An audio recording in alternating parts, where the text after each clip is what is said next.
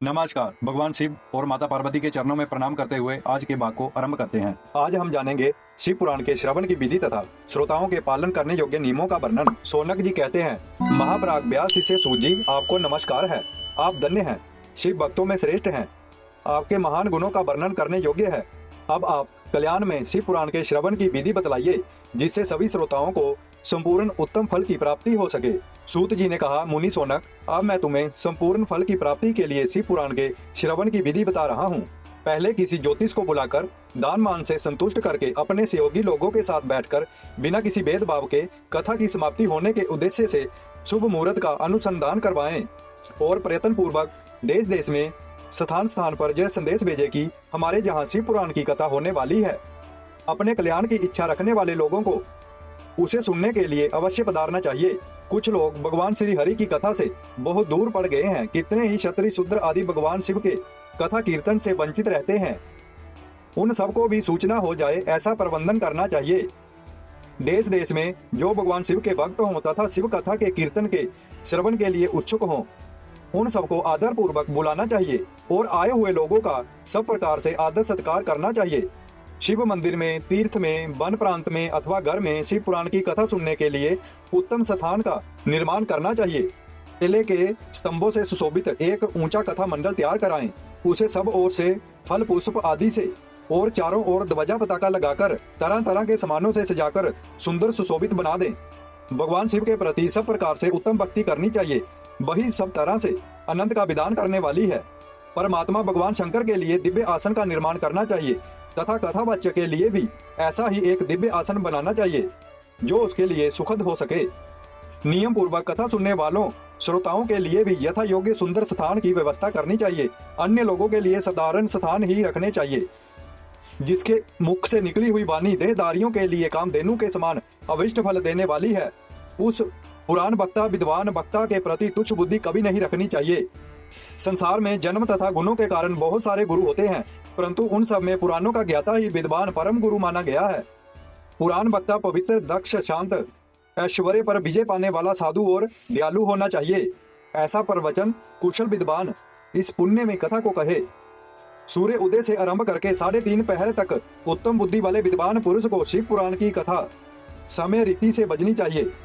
मध्य काल में 2 घड़ी तक कथा बंद रखनी चाहिए, जिसे कथा कीर्तन से अवकाश पाकर लोग मल मूत्र का त्याग कर सकें। कथा प्रारंभ के दिन से 1 दिन पहले व्रत ग्रहण करने वाले वक्ता को किशोर करा लेना चाहिए। जिस दिन कथा हो रही हो उस दिन प्रयत्न पूर्वक प्रातः काल सारा नित्य क्रम संक्षेप में ही कर लेना चाहिए। वक्ता की सहायता के लिए एक दूसरा वैसा ही विद्वान स्थापित करना चाहिए जो दूसरे वक्ता की तरह लोगों को समझाने में कुशल हो। कथा में आने वाले विग्रहों की निवृत्ति के लिए गणेश जी का पूजन करें। कथा के स्वामी भगवान शिव की तथा विशेष शिव पुराण की पुस्तक की भक्ति भाव से पूजा करें। तत्पश्चात उत्तम बुद्धि वाला श्रोता तन मन से शुद्ध एवं प्रसन्नचित्त हो आदर पूर्वक शिव पुराण की कथा सुने।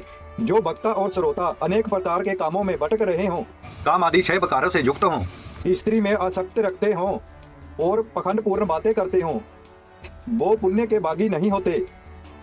जो लौकिक चिंता तथा धन, गृह एवं पुत्र आदि की चिंता को छोड़कर कथा में मन लगाए रहते हैं, उन शुद्ध बुद्धि वाले पुरुषों को उत्तम फल की प्राप्ति होती है। जो श्रोता श्रद्धा भक्ति भाव से युक्त होते हैं, दूसरे कामों में मन नहीं लगाते और मौन, पवित्र एवं उद्योग शून्य होते हैं, वो ही पुण्य के भागी होते हैं। शिव पुराण सुनने का व्रत लेने वाले पुरुषों के जो नियम हैं, उन्हें भक्ति पूर्वक सुनो। नियम पूर्वक इस श्रेष्ठ कथा को सुनने से किसी विधि बाधा के उत्तम फल की प्राप्ति होती है। जो लोग दीक्षा से रहित हैं, उनका कथा श्रवण में अधिकार नहीं है। कथा सुनने की इच्छा वाले सब लोगों को पहले वक्ता से दीक्षा ग्रहण करनी चाहिए। जो लोग नियम से कथा सुने उसको ब्रह्मचर्य का पालन करना चाहिए। भूमि पर सोना चाहिए, पत्तल में खाना और प्रतिदिन कथा समाप्त होने पर ही अन्न ग्रहण करना चाहिए। जिसमें शक्ति हो वह पुराण की समाप्ति तक उपवास करके शुद्धता पूर्वक भक्ति भाव से उत्तम शिव पुराण को सुने। इस कथा का व्रत लेने वाले पुरुषों को प्रतिदिन एक ही बार भोजन करना चाहिए। जिस प्रकार से कथा का श्रवण नियम सुख पूर्वक सद सके वैसे ही करना चाहिए। गृष्ट अन्न, दाल, जला अन्न, सोम, मसूर, भाव दूषित तथा बासी अन्न को खाकर कथाव्रती पुरुष कभी कथा को ना सुने। कथा का व्रत लेने वाला पुरुष काम क्रोध आदि 6 विकारों से ब्राह्मणों की निंदा को भी त्याग दे। कथा व्रती पुरुष प्रतिदिन सत्य, सोच, दया, मौन, सरलता, विनय तथा हृदय उदारता इन सद्गुणों को सदा अपनाए रहे। श्रोता निष्काम हो जा सकाम, वह नियम पूर्वक कथा सुने। सकाम पुरुष अपनी अभिष्ट कामना को प्राप्त करता है और निष्काम पुरुष मोक्ष पा लेता है। दरिद्र, क्षय का रोगी, पापी, भाग्यहीन तथा संतान रहित पुरुष भी इस उत्तम कथा को सुने। काक बंध्या आदि जो 7 प्रकार की दुष्टा स्त्रियां हैं वे तथा जिसका गर्भ गिर जाता हो वह इन सभी को शिव पुराण की उत्तम कथा सुननी चाहिए। स्त्री हो जा पुरुष सबको प्रयत्न पूर्वक विधि विधान से शिव पुराण की जय उत्तम कथा सुननी चाहिए। इस तरह शिव पुराण की कथा के पाठ एवं श्रवण संधि यज्ञोत्सविक समाप्ति होने पर श्रोताओं के भक्ति एवं प्रयत्न पूर्वक भगवान शिव की पूजा की भांति पुराण पुस्तिका की भी पूजा करनी चाहिए। तदंतर विधि पूर्वक वक्ता की भी पूजा करना आवश्यक है। पुस्तक को नवीन करने के लिए सुंदर बस्ता बनाएं और उसे बांधने के लिए सुंदर और दृढ़ दिव्य डोरी लगाएं, फिर उसका विधिवत पूजन करें। इस प्रकार महान उत्सव के साथ पुस्तक की और वक्ता की विधिवत पूजा करके वक्ता की सहायता के लिए स्थापित हुए पंडित का भी उसी के अनुसार धन आदि के द्वारा सत्कार कर और वहां पे आए हुए ब्राह्मणों को अन्न धन आदि का दान करें। साथ ही गीत नृत्य आदि के द्वारा महान उत्सव रचाएं। यदि श्रोता विरक्त हो तो उसके लिए कथा समाप्ति के दिन विशेष रूप से गीता का पाठ करना चाहिए, जिसे श्री रामचंद्र जी के प्रति भगवान शिव ने कहा था। यदि श्रोता ग्रस्त हो तो उस बुद्धिमान को उस श्रवण कर्म की शांति के लिए शुद्ध विषय के द्वारा होम करना चाहिए। रुद्र संहिता के प्रत्येक श्लोक द्वारा होम करना उचित है अथवा गायत्री मंत्र से होम करना चाहिए, क्योंकि वास्तव में यह पुराण गायत्री मंत्र ही है। अथवा शिव पंचाक्षर मूल मंत्र से हवन करना उचित है। होम करने की शक्ति ना हो तो विद्वान पुरुष यथाशक्ति भविष्य का ब्राह्मण को दान करे और दोषों की शांति के लिए भक्ति पूर्वक शिव सहस्त्र नाम का पाठ करे अथवा श्रवण करे। इससे सब कुछ सफल होता है, इसमें संशय नहीं है।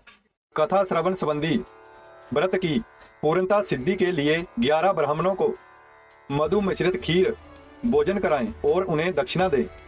यदि शक्ति हो तो सोने का 3 तोले एक सुंदर सिंहासन बनवाएं और उस पर उत्तम अक्षरों में लिखी अथवा लिखाई हुई शिव पुराण की पोथी विधि पूर्वक स्थापित करें। तत्पश्चात पुरुष की आवाहन आदि विधिवत उपचारों से पूजा करें, दक्षिणा चढ़ाएं।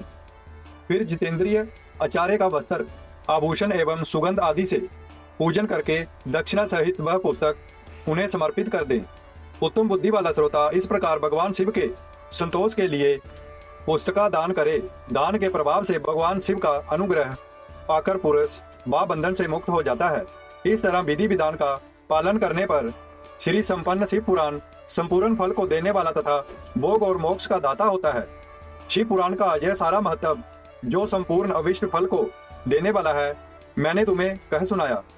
अब और क्या सुनना चाहते हो? श्रीमान, शिव पुराण समस्त पुराणों के बाग का तिलक माना गया है। यह भगवान शिव को अत्यंत प्रिय है, रमणीय तथा भव रोगों का निवारण करने वाला है। जो सदा भगवान शिव का ध्यान करते हैं, जिनकी वाणी शिव के गुणों की स्तुति करती है और जिनके दोनों कान उनकी कथा सुनते हैं, इस जीव जगत में उन्हीं का जन्म लेना सफल होता है। वह निश्चय ही संसार सागर से पार हो जाते हैं। भिन्न भिन्न प्रकार के समस्त गुण जिनके सच्चिदानंदमय स्वरूप का कभी स्पर्श नहीं करते, जो अपनी महिमा से जगत के बाहर और भीतर विराजमान है तथा जो मन के बाहर और भीतर वाणी एवं मनोवृत्ति रूप में प्रकाशित होते हैं, उन अनंत स्वरूप परम शिव की मैं शरण लेता हूँ।